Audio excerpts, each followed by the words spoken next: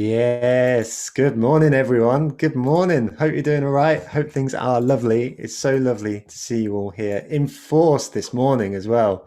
Hannah, Claire with the capital good morning. That's amazing. And Hannah saying, I love how Joe loves the intro every week. I do love the intro every week. It's phenomenal. And also, I love seeing how these chat feature messages come in every week, and oh my goodness, it's just the most lovely thing. I'm so excited to be here. Hey, we've got Dave Collins as well. Amazing. What a man. Right. Good morning, everyone. Thank you all so much for being here. If you haven't already, do drop in the chat where you're watching from. But don't forget to switch it to all panelists and attendees. And you can see like a little blue toggle down where it says two. For some of you, it will say panelists. You need to switch that to panelists and attendees. And then everyone can see your messages, not just Sahana and I. Every week, I start, if it's your first time, I start our webinars with three key things that will make today a success. So the first thing that will make today a success is you learn something new, you have your perspective changed, or you just come away sort of feeling like you've invested in an hour in yourself to sort of give yourself a bit of a chance to reflect, a chance to get better, a chance to enjoy yourself. The second, there's a comment here from Ben Taylor who says, look at this engagement. That's nuts. Yeah, welcome to the marketing meetup. And the second point is about this chat feature. I love this chat feature. It's absolutely phenomenal. And I love this community. And the second thing that's going to make today a success is keeping this chat feature going throughout the course of the session. Let people know where you're watching from, what you enjoyed, what you didn't, add your thoughts. Honestly, just have a good time. You're here to meet each other as much as we're here to present a bunch of information as well today.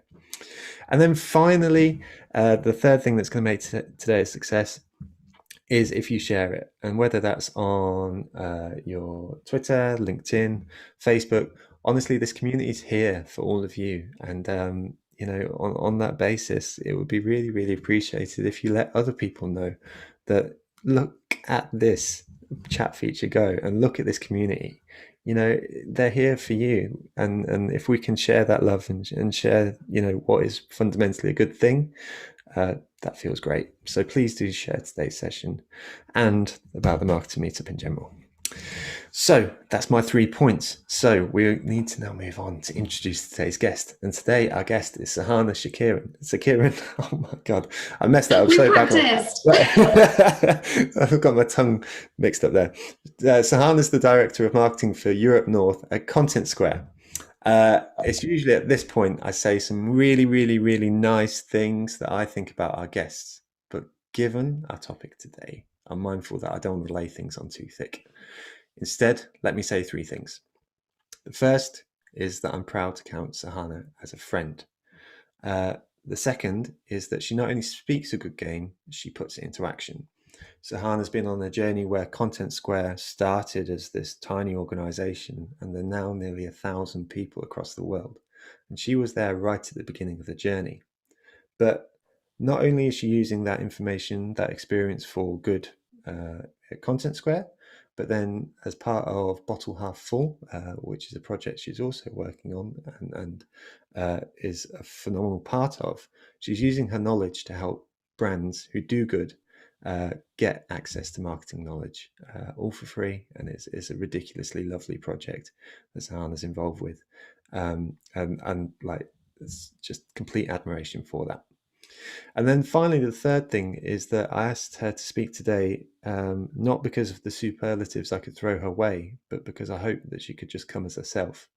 And that really is like the highest thing that I can, sort of say about anyone, really. I think she's just a phenomenal human being. And I'm sure that everyone watching today will also, feel the same. For Adrian saying, anyone else wondering what's Joe's hiding under his cap? Then nothing, like literally nothing. I mean, that's the problem. Anyway, today Sahana's speaking about imposter syndrome, and I'm sure it's a feeling that loads of us can empathize with and relate to. I know that I certainly can. So it feels really important, and even though it's sort of out the wheelhouse of the marketing meetup to speak about something, that is more fundamental to the human experience, I also think it's just something that feels really, really important. Um, Before we get going, I just want to say a big, big, big, big, big thank you to all of our sponsors. I don't have a feature sponsor this week because it's the last one before we take a little bit of a break until the beginning of September. So what I'd really, really ask, this week more than most, is that you take the time to thank the sponsors. There's a bunch of human beings who sit behind the brands that support the marketing meetup. And if they didn't support us, then we wouldn't be sat here. You wouldn't be able to experience what we're doing today. So you'll get a follow-up email with a bunch of human beings listed behind a bunch of brands. What I'd really, really ask is that you just take a moment to say thank you. It takes 5 minutes of your time and makes a phenomenal difference in terms of how the sponsors feel about the marketing meetup. They think it's a great thing to do, but I mean, to see that moment of gratitude, I think you really can't be underestimated. Today's session will run with a presentation, and then we'll have a Q&A, but it'll actually just be more like a chat. So, please do take the time to pop your questions into the Q&A feature, which is found down below. I need to say on the sponsors, actually, a big thank you to Geosk, Impression, Content Cal, Pitch, Fiverr, Redgate, Cambridge Martin College, Brand Further, and Third Light. So please do say thank you to those. So that's my introduction done. So Sahana, it's over to you. Over to me. I'm going to have to do that song when you share your screen, and you've got to make sure that everyone knows that you're sharing your screen. Okay, here we go. So I am so excited to be here. Joe is like one of the most lovely people in the world. I actually had the pleasure of meeting him a few weeks ago, and I was kind of thinking that he might be like one of those celebrities where they're really lovely, but then they turn out to be a bit of a dick. But he ended up being even nicer in person, which was unbelievable to me. But the marketing meetup means a lot to me, means a lot to my team. I'm that person that Joe mentioned a while ago that drags their team to the meetup every week because I think it's such an important place to be. And actually, that chat function is like my favorite corner of the internet. Like, I learn just as much from everyone in the community, the like reels of chat that comes through every single time. Yeah, it's just my favorite place to be. And funnily enough, I've actually seen imposter syndrome mentioned a few times over lots of different talks. So I'm really hoping that this is something that you as a community want to hear about from me, and that I can do it some justice today. So I'm going to get stuck straight into it. Imposter syndromes. This is the definition that you find online, a psychological pattern in which an individual doubts their skills, talents, or accomplishments and has a persistent internalized fear of being exposed as a fraud. Sounds pretty shit. And as great as this sounds as a definition, there's so many words that you could add on to this, feelings of self-worth, being undeserving, not wanting to be caught out. And it's totally different for everyone. We all have different triggers. We all have different ways that it can manifest, that it makes us feel, that it makes us actually then behave. And I'm convinced everyone has this feeling at some point in their life. Unless you're born with like killer confidence, then I'm super jealous of you, or you're some sort of like emotionless sociopath. I'm not so jealous. Then I think everyone has had this feeling before. Like, I remember having this when I moved to school for the first time. I remember getting it when I went to dance auditions when I was at university, my first job, public speaking for the first time, and going on a first date. Like, this feeling is so prevalent in life. I'm just convinced that everyone goes through it. So I would love to ask my favorite corner of the internet, what does imposter syndrome mean to you? In your own words, how does it feel? How does it manifest? What does it mean to you? Hopefully the chat's popping. I can't see, so Joe's going to keep an eye. But as you do that, I can talk about mine. So for me, imposter syndrome is this really shitty little voice in the back of my head whose favorite word is no. No, Sahana, you can't do this. Don't even bother trying. You're going to fail. And we don't get on. it's like one of those people that never gets invited but somehow shows up anyway. And it really made me feel like a fraud. It felt like every opportunity that was given to me was a big mistake and I wasn't deserving of it, and someone was getting something wrong somewhere along the line. I know my imposter syndrome stems from a need to fit in and a need to prove myself. I'm a woman, I'm a person of color, and I found it really rare to feel like I legitimately had a seat at any table that I was at. And it meant that I really started to undervalue myself. And it was really sad because it messed up my confidence and it inevitably made me a no person. I turned down opportunities like there was no tomorrow because I just didn't have belief in myself that I could do it. So that's my definition. Joe, I don't know if you have any call outs from the chat.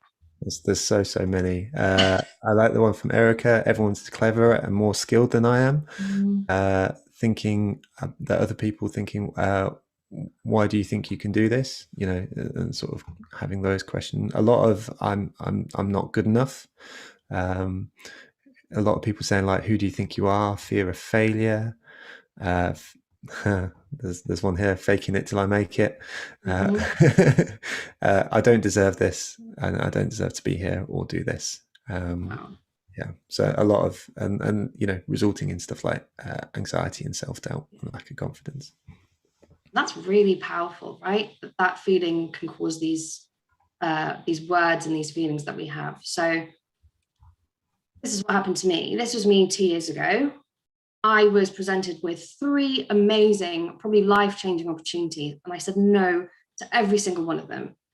Someone said I should go for the director role at Content Square. I was like, no way, I'm way too young. I don't have the experience. You shouldn't be thinking about me. Someone nominated me for the Marketing Academy, which is this amazing program that takes on just 30 marketers every year. Joe's actually part of the alumni. And I was nominated and I needed to apply to give myself a shot. And I just didn't even apply. I just said no.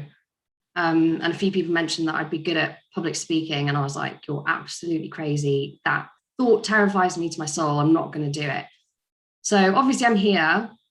This wasn't supposed to be some sort of big reveal, but the point is I've now said yes to all of those things. I'm now doing all of those things. So I'm now here to hopefully explain what changed for me over the last 2 years, how I went from that underconfident no person to a yes person. So some caveats before I start. It's completely personal experience. Like, this is just stuff that's worked for me. I've not done much research or anything. I've just got up off my ass and tried a few things. I've chucked a lot of content in here, so there will be lots of tips and advice, and I'm just hoping that some of it will stick for some of you. And yeah, I swear quite a lot. So if I drop an F-bomb, I'm sorry. It's the only reason I didn't invite my parents today. It's because I love swearing more than I love my parents. So I want to start by asking the question to my favorite corner of the internet. When we're talking about feelings of imposter syndrome, everything that you've all just described, have you ever been given this advice? Someone said to you, you've got to fake it until you make it. You've got to convince people that you know what you're doing. What are people saying, Joe? Hell yeah. Oh yeah. I think that there's a lot of variations of yes. Okay. Totally yeses. Yeah. Okay. That was what I was hoping for, because for me, I'm giving it the big middle finger. For me, I think it's the most naff advice you can give to someone that has feelings of imposter syndrome. The whole feeling around imposter syndrome is feeling like fake or fraud. Then why the hell are we telling people, yeah, keep faking it? That's the advice. You're going to have to keep feeling this way. I think it's such short-term advice. Whereas Katie and my team always says, it's like sticking a plaster on a gaping wound. Like, it's just not going to work. So today I've decided to come up with 3 alternatives to that quote. We're going to scrap it and we're going to come up with 3 new ones. They're totally catchy, totally cheesy. And I think they just work a lot better. They're not short-term, they're long-term changes that you can make. And there's going to be 50-50 advice in here. So 50% will be for you, what you can do to overcome imposter syndrome and get out of those horrible thoughts. And 2, as a manager, or as just someone that cares for other people that might be feeling this way, how you can help other people that have imposter syndrome. So I'm going to kick off. My first cheesy, catchy alternative is not fake it until you make it, but repeat it until you believe it. So this is all about finding out what makes you great and just getting really comfortable with it. Everyone has special, unique, wonderful qualities that you can't replicate in someone else. And I'm so big on embracing these and trying to be as authentic as you can. I feel like if you're being your true self to work and you're comfortable in your own skin, then you can't actually feel like you're faking it or that you're a fraud because you're just being yourself. So number one piece of advice is stop trying to be like someone else. A lot of imposter syndrome can come from comparing yourselves to others, having a feeling of, needing to fit in or belong. And I've personally done this before where I've actually imitated people that I've looked up to, and then I've completely lost my sense of, well, who am I as a manager? What's my style? I remember when I first started at Content Square, I was walking into a room of all men, pretty much. They were all in sales because we were right at the start of our journey. Loads of big personalities, super intimidating. You throw in little old 5'2" Sahana, and it was really tough. I woke up every Monday morning going into that sales meeting thinking, oh shit, oh shit, oh shit. And I actually had a coach at the time, and her advice was, go into that meeting and be more like them. So stand up when you speak so you can assert a bit more confidence, lower your voice so you sound more like a man in the room, cross your arms so you look more dominant. And I tried it out. I went to that Monday meeting and I walked in and I tried all of those things and it was fucking weird, really uncomfortable, soul destroying. I just felt so unlike myself. And at that point, I decided this isn't going to work for me. I'm going to have to really start getting comfortable being me. So it ended up actually being exactly what the team needed. They needed someone who was a bit feminine, who might be a bit quiet and reserved and then spoke later, had loads of empathy. And yeah, it just ended up being a massive positive. So I'm really big on trying to get comfortable with yourself, and I can show you how. So this was a question that I was asked a few years ago now, a great question. My manager asked me, Sahana, what's your edge? And I was like, well, hell, what's an edge? And he said, what makes you stand out from anyone else that could functionally do your job the same as you? What makes you personally bloody great to work with? And I'd never asked myself that question before. And I wouldn't be surprised if most of you in the audience have never asked yourself that question before. So it's a really simple exercise. So we call it the 5-minute edge exercise. It's super simple. You basically pick 3 words that are unique to describing what it's like to work with you, what makes you so bloody great to work with. And when I first did this, I found it really hard. I was like staring at a blank screen for a really long time, and I found it a bit uncomfortable to try and think about words that describe me that were so great. And it was mental because it meant that I actually had no idea what made me great. I had no idea what made me unique. So what I did is I ended up then just reaching out to other people and saying, right, if you describe me in 3 words, I went to my manager, I went to some colleagues, what would you say? And I started to see some similarities. So back in 2017, when I did this for the first time, these were the 3 words that I came up with. So I was reliable. Everyone said that I was dependable. They knew I would get stuff done. Process driven, we were a startup at the time. Lots of things were going all over the place. And I really brought structure and process to that. And a lot of people said that I was really easy to work with, that I loved having fun. I liked to speak to people. I'm really personable. And that was one of my edges. So I've done that again last year. And these are the words I was describing. I've cheated because I've used 4, but I needed 4. So 1 was just like knowing my shit, like being that expert in my field. Everyone came to me. Being proactive, so going out of my way to find opportunities. I wanted to be caring. I'd started managing at that point, and I brought the fun. Like for me, having fun at work is so important, and that was something that I tried to do. And when you look at the difference between 2017 Sahana and 2020 Sahana, like it's mental, the evolution of my edge. It's crazy. So what I've now started doing is predicting or trying to plan my future edge. So I've done my 2021 edge is what I'm trying to strive to be this year. Trailblazer, leader, giving. Like these are quite wanky words, really. Like they're quite pretentious and they're massive. But I was like, fuck it. That's how far I've come in 3 years. sky's the limit this year. So give this a go. It is so easy. Ask for help. Go to your friends, your colleagues, your dog sitter, and you'll be so surprised at the lovely similarities that you'll find in the words that people use to describe you. And then revisit this. Put it in the front of your notebook, stick it in your notes in your phone, and remind yourself of these qualities that make you so great. My advice for managers on this one is, number one, we just need to talk about it. I read online that around 70% of people admit to having feelings of imposter syndrome. I'm convinced it's absolutely everyone. And that means you're guaranteed to have someone in your team, someone in your life that has these feelings.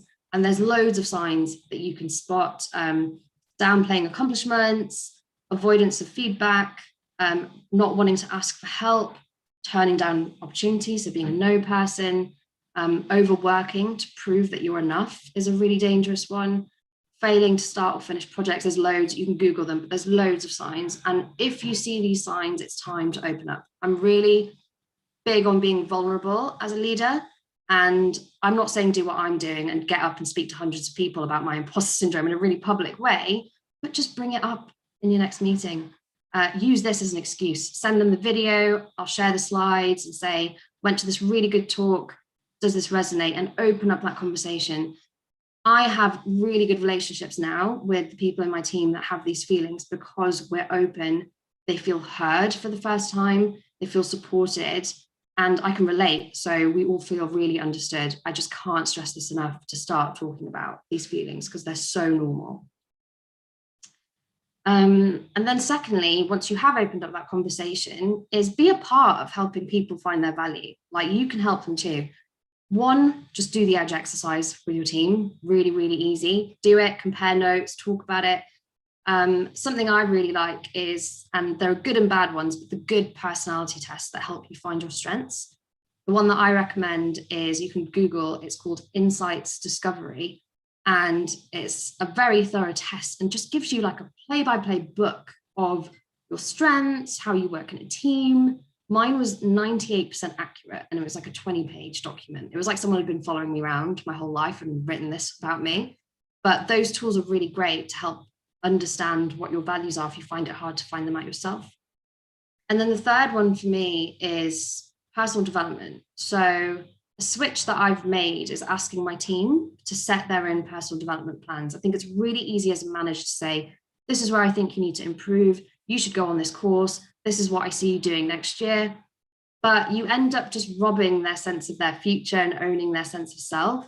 I had this with a previous manager where he came to me one year with like a fully fledged personal development plan with my name on it, but it was in his words and it was things that he wanted me to do. And yeah, it just didn't sit right with me. So I actually said, look, can we scrap this? Can I actually do this in my own words and put together what I want to do for the next year? And surprise, surprise, it worked wonders. So try this with your team. Obviously, don't just completely remove yourself from their development. You can have discussions, you can give suggestions and give a helping hand and then really support them through it, but empower them to do it. It's their own words, their commitments, and it really, trust me, it works. All right, on to my second cheesy phrase. So not fake it till you make it, but learn that you earned it. So we tend to have like the opposite of rose tinted glasses when we look back at how we've got to where we are now. We downplay a lot of our achievements. We put things down to luck or just knowing the right person. We actually just find it really hard to say, I'm fucking great. Like, we cannot say those words. So this is all about reminding yourself that you deserve to be where you are, that you earned to be where you are. So my first one, I'm really big on this, is just sprinkling a bit more positivity into your day. Looking at this slide, how many of us are quick to note down a mistake, a thing that we need to fix? How often do we ruminate on those negative things that happen in the week? I'm the worst for it. I used to be that person that would just cringe for days after I made like a silly mistake in a meeting or I sent the wrong email. And I gave it so much time in my head. I would moan to people about it. I'd talk to my friends about it. But how often do we do that for the positive stuff? How often do you write in your notebook, just came out of that meeting feeling really great, you smashed it, Sahana? And I'm a big advocate of writing stuff down. You're way more likely to remember it. Your brain's more likely to process it. I think we should try doing it right now. So why not share with me in the chat something positive or something that you're proud of, work or non-work related, that's happened to you in the last 7 days. Write it down, see how it feels. I'd love to see what everyone starts saying, but we need to give our brains more space for this stuff. Like when something good happens, tell someone about it, write it down, take yourself out for a 5-minute walk to really reflect on it. My boyfriend and I do this really lovely thing, and he's really good at this, where at the end of every week, whenever we're out for a drink or we're getting a takeaway at home, we always toast. And we always toast all positive things that happen that week. So I know this Friday we will be toasting to Sahana, smashing the marketing meetup, ticking something off her bucket list, and we will spend time talking and just reflecting on the positive stuff.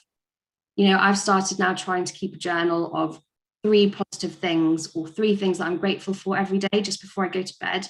And it is such a mood changer. Like even if you just try doing one of these things, you're giving your brain more time for this good stuff. I love it. Going on in the chat, Joe. Yeah, it's going mental. I would add just on the gratitude thing, because you did it as an exercise looking back. These coloured things over here in sort of the background is actually my exercise looking forward. So I write down 3 things I'm going to be grateful for that day, and then when that sort of like is ticked off throughout the day, there's sort of like a little extra dopamine boost. So as it was on the topic, I just wanted to add that. But let me get the ones from the community as well. So Sophie says that they finally finished the website for all the new business with all the new branding. Amazing. Never created a website before and so proud, and that's awesome. I bet there's so many people who can relate with that experience. Kelsey says she won a new contract. What else? Nice. Charlotte says a guy at a networking event told me he really wanted to speak to me about a project because he said what I spoke about. I did so with so much passion about what I do. How awesome is that? Awesome. I love that. And I really, really love the idea of what you and your boyfriend do as well. There's a bunch here. I'm just trying to keep up. Thomas says, teaching myself some new skills.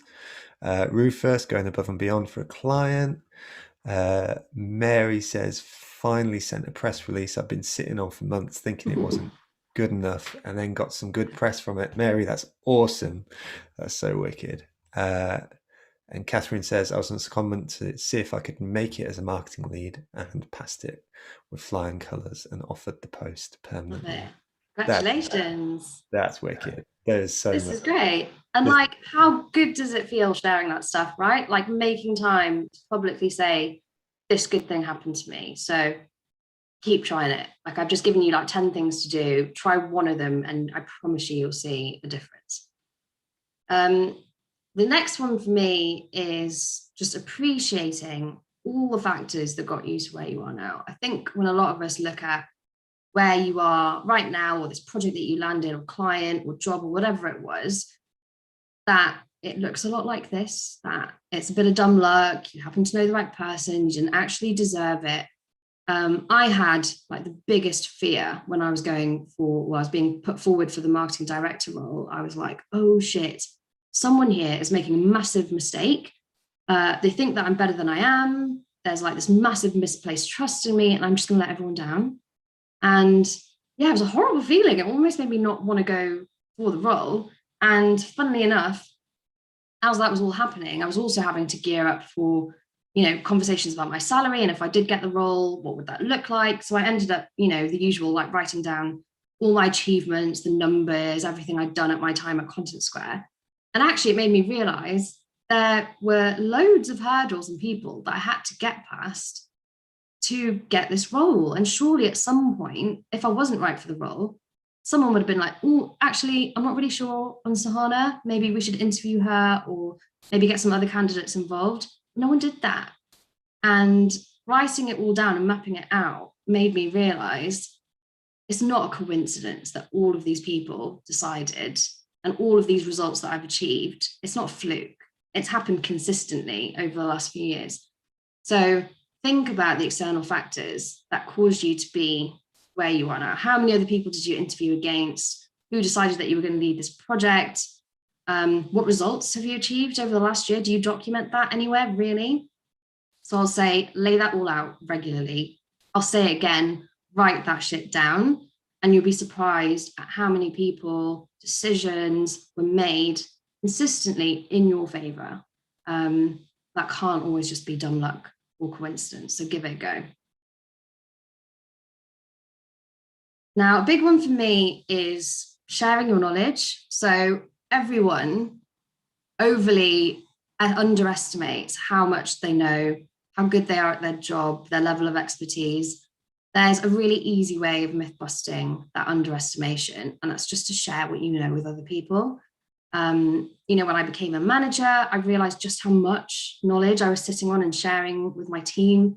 Mentoring people, presenting is a really good way of reminding yourself just how much you know, and that you can share that knowledge with other people. Like, presenting for me is such a big confidence booster, and just reminds me I actually know stuff, and people find this stuff really useful. So find opportunities to share your knowledge. I think it's a really good positive reinforcer of what you know, how good you are.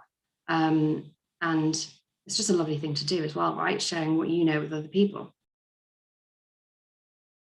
My advice to managers on this one is, in the same way that we want to strike this balance of focusing on the positive things just as much as we do on the negative things in life, we need to do that with our feedback. We need to nail positive feedback, and we have a big responsibility to make sure that we're filling our team's brains with positive feedback and positive things, just as we do with the constructive stuff.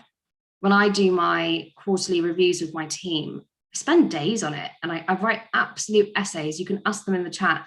I write like 2 pages of all the things that makes them great. I will collect notes over the last 3 months and go for it. And it feels so good. And then when you get to the bit where you're talking about, this is something we could work on, or this is how you can take it to the next level, it sits really well, because you're like, yeah, I'm really good. I could actually do those things and make those changes.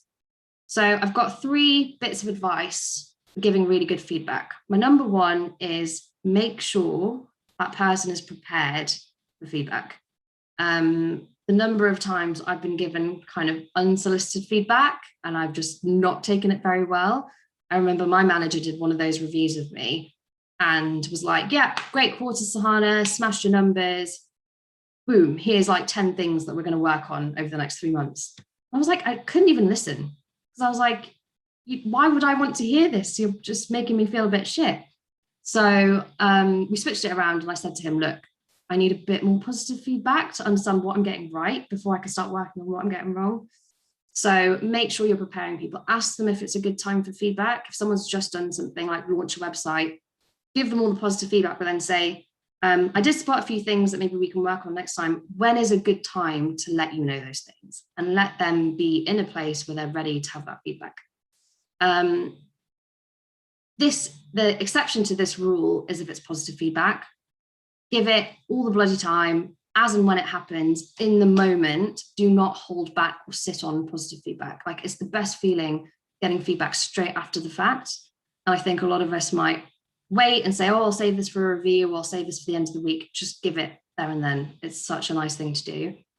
And then something I picked up like a couple of weeks ago, actually, is this 3-step feedback method. We're quite quick to give feedback on just like a specific task and say, oh, well done for doing that presentation, it was really good. Whereas this feedback method says that we should do it in 3 steps. So tell them what their value is, give the example, and then tell them how it made you feel. So for example, I'm going to use James in my team because we talked about this yesterday. James in my team had like really good feedback from his team on how he was as a manager. So instead of just saying, James, your team are so happy, they've given you really good feedback, I said to James, you've got some amazing leadership qualities. You clearly demonstrate what it means to know to be a leader and not just a manager. Your team sing your praises. They love working with you. They've only got positive things to say. And it makes me feel so proud to have someone in my team that I can count on, and that I know their team will be happy, successful, driven all the time. How different does that sound? So I think when you're giving your next piece of positive feedback, try this 3-step method and it will change. It will just transform the way that you give feedback. And my last piece of feedback for managers on this one is just PR the shit out of your team. Reputation is the new confidence. And I think we can be massive drivers of building our team's rep. And people who have imposter syndrome find it really hard to shout about themselves, to accept how great they are, let alone do it publicly, and brand themselves. So one, just do it yourself. Like, make it a habit when someone does something great to actually share it with the wider team, with the company, on LinkedIn, like shout about them. It makes them feel really great. And then encourage your team to do it themselves. So next time I might say, I'm not going to post about this, but I think you should. Why don't you go into the UK office Slack channel and post some pictures about what you've just done and what you've achieved, and get them to start getting into the habit of shouting about themselves too. Okay, on to my last one. So not fake it until you make it, but practice it until you perfect it. So sometimes imposter syndrome is completely valid. Maybe you're taking on a new role that you haven't done before, a new project, or walking into a situation where you might not actually have all the skills or answers up front. That's completely fine. The thing is, feelings of imposter syndrome can actually stop you from saying yes to these things in the first place. These things are a little bit scary, a little bit out of your comfort zone, and this is big. If you're not out of your comfort zone, you're not growing. And if you're not saying yes to getting out of your comfort zone, you're fucked. You're not saying yes to going for that promotion. You're not trying that new thing. So I've got a few ideas on how we can train ourselves to say yes to scary things a bit more often. So number one is practice. Whether you're preparing for an interview, a presentation, even getting ready to ramp up for a new role, practice. Like, this doesn't mean staring at your slides for 2 hours in a room on your own or reading over a job description 100 times. It means dragging someone into a room with you and practicing it out loud. It means taking yourself out for a walk with that job description and practicing out loud. I'm really big on speaking things out loud in words when you're about to speak things out loud in words. It means maybe asking your manager if you can have a go at a project or task that's not yet on your job description. A great example is this presentation. Like, I'm not ashamed to say I've practiced this to death. I've done it out loud with myself. I've done it to my team. I did a run through with Jo last week. I actually did it to one of my colleagues and her teams on Friday. So, and it hopefully has made this presentation that much better for it. I didn't come in nervous to this today for that very reason, because I've done it 5 times. I was almost bored of it. So practice. And if it's a skills gap thing, do something about it and just reach out for help. Ping that person that you've been stalking on LinkedIn that's really shit hot at social media, or someone in your team that's built a website before. Maybe you can go to them and say, could you show me a few things before I start on this massive project? Like, who wouldn't be flattered if someone reached out to you and said, I think you're really good and I'd love to learn from you? There's this big perception of looking like, I don't know, weak or not good enough when you reach out for help. But I actually think the opposite. If someone reached out to me, I'd think, wow, you want to grow. And because of that, I want to help you. So think about, cold outreach on LinkedIn. The number of times I've reached out to people that I don't know and had amazing coffees and chats and learned from people. It's growth and it's a hunger to learn. People love to see it. But I guess the question is, how can you practice if you can't even say yes to some of these scary things in the first place? And this was me. I was like the queen of saying no. I'm too busy right now. I think this person might be better for it, not me. No, I'd love to, but maybe I'll just do it the next time. And actually what I realized is my brain was just saying, actually, Sahana, you can't do this. Like, just say no. Don't even give it a thought. Like, you can't do it. So acknowledging that your brain does this is a good first step. But I've actually come up with a method that started to work for me to make it easier to say yes to scary things. So you just ask yourself 3 very simple questions. 1, am I doing this alone? I can't think of any time in my life where I've actually gone into something completely alone with no one to ask for help or support. What's the worst that could happen, really? Like, the number of times I have to tell myself, Sahana, you're not saving lives, you're selling software. Like, the worst that can happen is really not that bad. And then the best question to ask is, what is the best that could happen? Like, if you visualized coming out of that scary thing and you're on top and you've just done this amazing thing and you've had this amazing impact, it's really, really encouraging. A good example for this was, I was actually a bit nervous for not the presentation part of this, but the Q&A. So I was like, that's something I can't practice for, right? That's something that I can't really prepare for. And I'm a bit nervous about it, and it's scary and it's a new thing. So I asked myself these 3 questions. Am I doing this alone? No. Joe's on screen with me. So I brought it up with him and he was like, actually, why don't we make it a chat? Make it a lot easier, it won't be so intense, and actually probably be a bit more engaging. Tick. What's the worst that could happen, really? I might not be able to answer one of your questions. I might not be able to answer 10 of your questions. What can I do? I'll just say, do you know what? I don't have the answer to that one. I've never come across that before.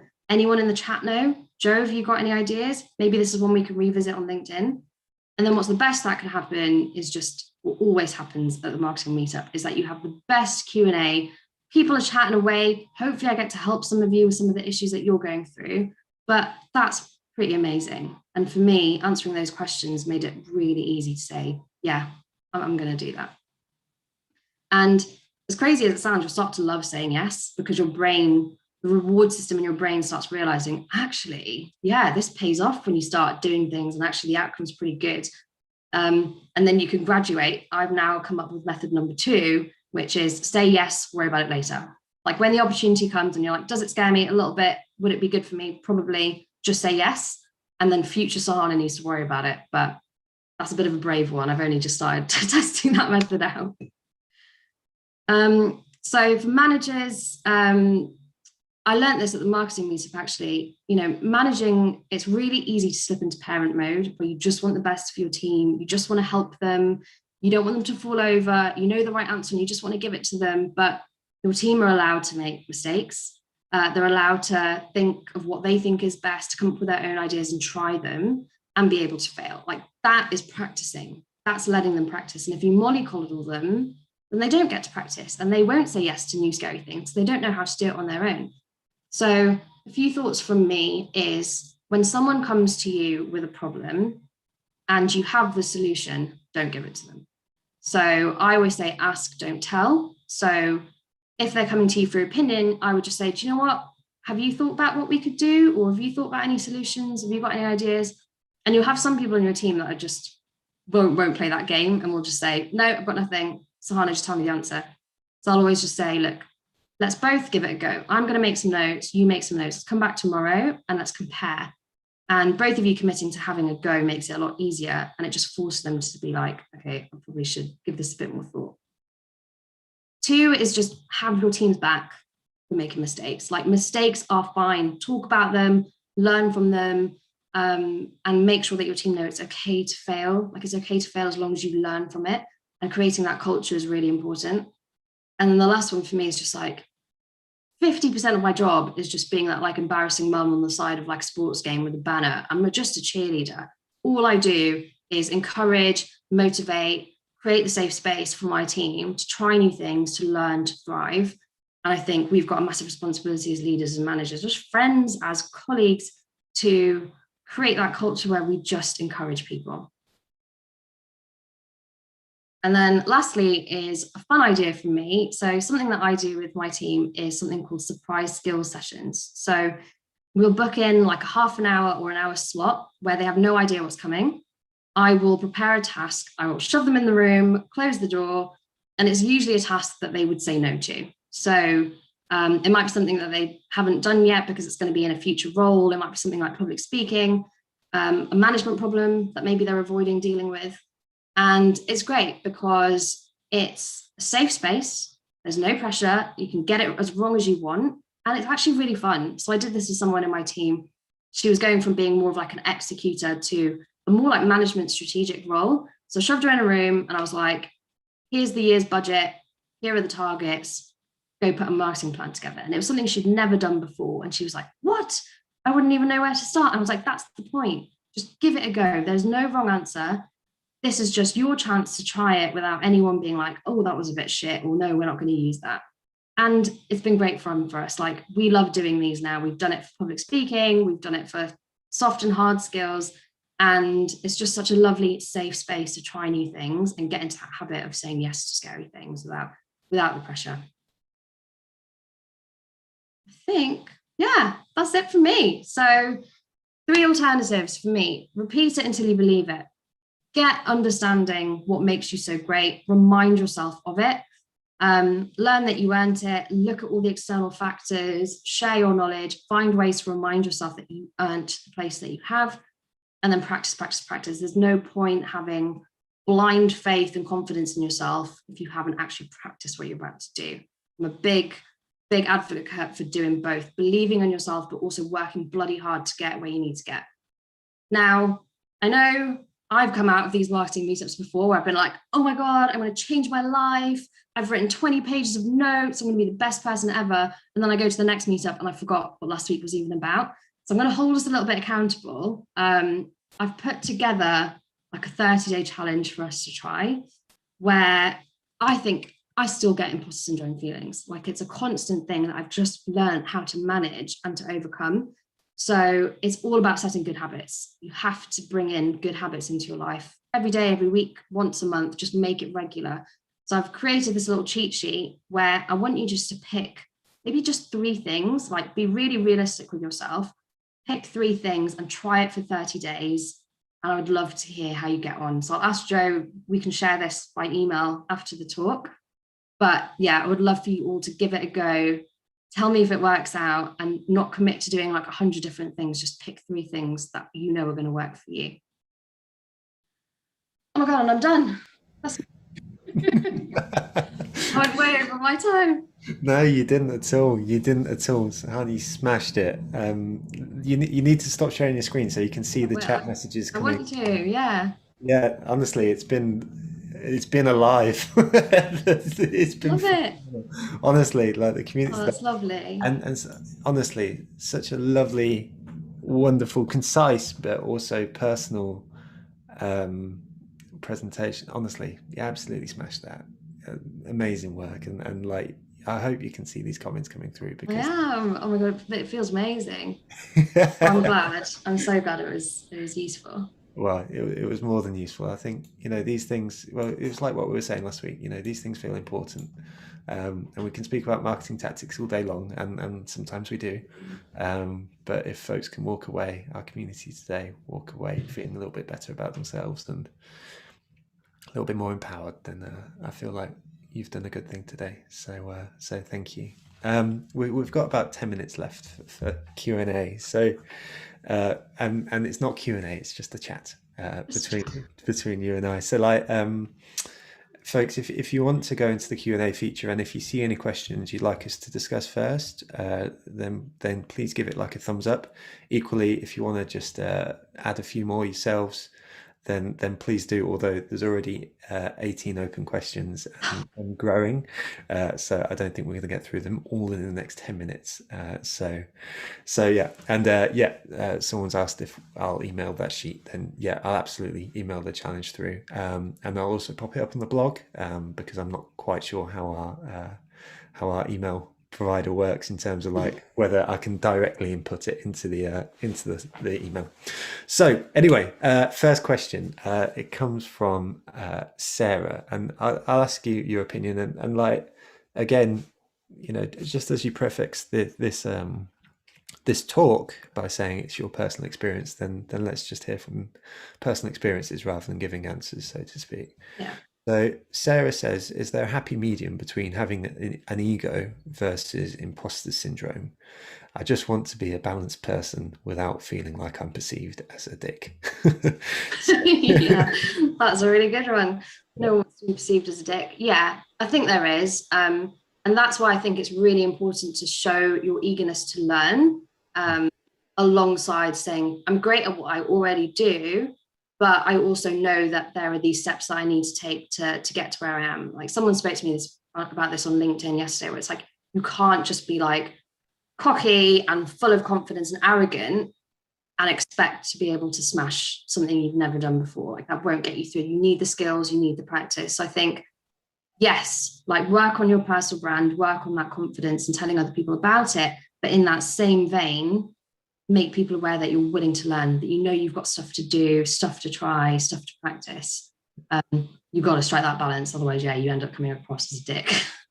I love that, but that's such a, that's a really, really, really good answer. Like, I think that's wonderful, and I think also, hopefully, to build on your thing as well, which is that I think I tend to think if I have any success, I don't want to shout about it, because if I have any level of success, whatever it is, people are going to be like, oh, he's shouting about that and stuff like that. But a recent sort of development in my life, and you see it in the chat feature here today, is that people are so pleased to see other people succeed. Sometimes, like, they're just not aware that this stuff is going on, but like, honestly, like, you see in the chat feature today, but then also out in life, you can go one or two ways. You can either be jealous about a situation, or you can say, you know what, that's bloody amazing that you've done that thing. How great is that? And like, so yeah, I love that advice, that sort of being a bit more, you know, walking into different situations and saying, I can definitely learn here, but then also acknowledge that people actually want you to succeed as well. I think is great. So thank you for the answer. That's really, really great. Cool. Next one from Jordan. Jordan asks, as a solo business owner, what could we do to recognize our own achievements? As a solo business owner. And I'm happy to jump in here. I was about to say, yeah. So, certainly from personal experience, then, and it's very much the point that you made earlier, Sahana, about like, you're not alone. You do this, you have that wonderful process at the end of the week with your boyfriend, where you toast. That's amazing. That's really, really cool. So like, you don't need to have people in a business context to be able to recognize your own achievements. You can, there's a great one here from Claire, who says, keep a lovely folder of lovely feedback. That's a really great one. But also ring your mum, or your dad, or your boyfriend, or whatever. It's very, very rare that you're alone. And if you don't have any of those, speak with the marketing meetup, because like, honestly, like, that's what we're here for as well. That's the whole point about community, that people come together and able to share that. So I think that's, that's one route for it. So I definitely recommend that. Any additional thoughts there? No, I like, a lot of people are talking about like your brag folders, or your like place where you keep your positive feedback. Like, you probably receive positive feedback all the time, whether that's clients or family or friends. We just don't write it down. We don't remember it. And then you come to something like this and you're like, oh, I don't actually have anything positive from the last week, because we forgot to write it down. So I agree with everyone here. Find somewhere where you can document that stuff. And then when you have that feeling, you can revisit it. I think it's super lovely. Absolutely, spot on. And Jordan, by the way, who asked this question, then you're amazing. So there you go. There's one more for you, and I truly mean that. There was a great question that came through that I accidentally clicked out, so I want to get. So it's from Sarah. Sarah asks, I've got my first official speaking gig coming up to a load of other agency owners, and I'm bricking it. Any hints and tips on how to get in the right headspace and own the moment? Nice. Yeah. So practice. Like I said, I've done this 5 times. Today, like, I woke up excited and not nervous for the first time, which was different, because I know I couldn't have done anything more. It's like preparation, practicing out loud. Like, the number of times people sit in a room and just read through their slides, it's not the same. So practice it out loud. Do it with people that really care about you and will give you direct feedback. I went and asked absolutely everyone in my life for feedback on this presentation. I was like, no matter how small, no matter how big, let me know. Someone came to me with 2 pages of feedback, which was really useful. So prepare, ask for feedback, and just like breathe. Take it slow. It's really easy to just like whiz through a presentation. Like, I went longer today because I told myself every new section, just start and just remind yourself to take a deep breath, because it can get really easy to just go and everything comes out. And yeah, I would just say breathing is a big one. Spot on. Absolutely. That's and likewise, if I was to just mirror that statement about breathing, I had an experience once where I came, so, presenting the marketing meetup. It was in London. My brother came and saw me, and sat at the back. And I was giving the introduction, and he said to me afterwards, were you okay up there? Because you seemed a bit scatty and stuff like that. And it's probably the type of thing that only he would recognise, because he's known me a long, long time. And that breathing advice was exactly the one. Just before you get going with your presentation, just take a moment, a few deep breaths, and then go. And honestly, it makes such a big difference. Just ground yourself in that moment. Big, big, big thing. So thank you for sharing that. I think that's great. So this is a hard one. This is a real thing, and like this next question, and I guess this is what this presentation has been about, is real stuff. So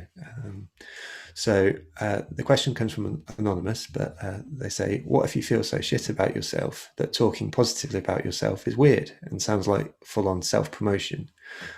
People lose interest when you speak about yourself. So hopefully, I feel like your 3 points over the course of the presentation here, Sahana, will probably address quite a lot of that. But is there anything else that sort of strikes you? Yeah, it's just that lack of confidence and like belief in yourself. Like I've been there when I tried to figure out what made me great. I couldn't do it. My brain just didn't think that way. And yeah, you feel guilty trying to do it. There's like all these horrible emotions. And I would say just like reach out to people. Ask them to give you positive feedback. I think we're really quick to be like, anything wrong with what I just did, or any mistakes that you saw or anything? But do we ever say, did you love it? What did you think? Like, what's your positive feedback? And just seeking out positive feedback, like asking people, like I'm trying to do this edge exercise. I'm asking a bunch of people, to describe me in 3 lovely words. And then when you hear it enough coming from other people, it starts to become really easy to do it to yourself. And I think that's it. Like the reputation part is big. You can start to believe what people say, and you'll believe it the more you hear it. You should hopefully start to overcome those feelings. I know I've been there. It's like that rock bottom of just no self-belief. I think other people, like you said, people are lovely. They just want to help. They just want to see you succeed. So reach out for help. Reach out to get people to help you get to the point. Love it. Thank you. That's a fabulous answer. Okay, we'll go for this last one from Mary, and then we need to wrap up. Sadly, need to wrap up. So Mary says, how do you process/overcome negative feedback from colleagues? The marketing department seems to get a lot of stick sometimes. Absolutely. Oh my God, yeah, we are. Don't take it personally. So I've really tried to remove myself from, unless it's personal feedback, obviously, but if it's about a thing that I did or a project or whatever it was, I try to remove like my sense of self from that. I'm like, okay, this project was delivered, it wasn't great, or it didn't work, and look at it really objectively and not think I was shit, which is why it didn't work, but actually there was something in this process that didn't work, which is why it didn't work. So try and put that hat on. When it is personal feedback, I've had feedback about my style or about something that I do. Just take your time. Like it's really easy to have an instant reaction and to get defensive and be like, no, you've got me all wrong. Just listen. When you're getting negative feedback, just listen, take it away, reflect. If you want to speak to other people that you trust about it, speak to them, and then come back to deal with what your response is going to be to that. I think it's really easy to back yourself up and say, that's not me. But most of the time people do spot things that you do, and you just have to be a bit humble and just take some time to process it. I love it. Thank you very much. I love it. Good. Well, there we go. Honey, absolutely smashed that. And thank you to everyone today as well in the chat feature in the community for likewise making today feel really special. I think we can all hopefully in the room relate to these experiences, and I think Sarah sums it up well there with capital letters, big love to you all. It's all we have here. Yeah, it's amazing. Honestly, it's such a great experience. Thank you, Sahani. Absolutely smashed it. Thank you to the community. Please do take the time to thank the sponsors. That's my one thing for today. They've been smashing it as well throughout this time, and you'll get the follow-up email. So please do take the time to thank those human beings behind the brands. I hope you loved it. Thank you all so much for being here. Have a cracking Tuesday, and yeah, I'll see you soon. See you in September. Take care, everyone, and see you soon.